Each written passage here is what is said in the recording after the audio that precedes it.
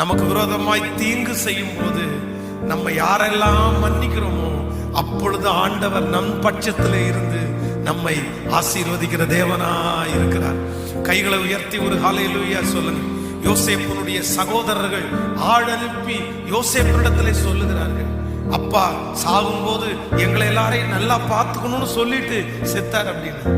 அப்போ யோசேப்பு தன்னுடைய சகோதரர்கள் எல்லாரையும் கூப்பிட்டு சொல்றாரு, நீங்களோ எனக்கு தீமை செய்ய நினைத்தீர்கள், கர்த்தரோ இன்று வந்து நடக்கிறபடியே அதை நன்மையாய் முடிய பண்ணினார்.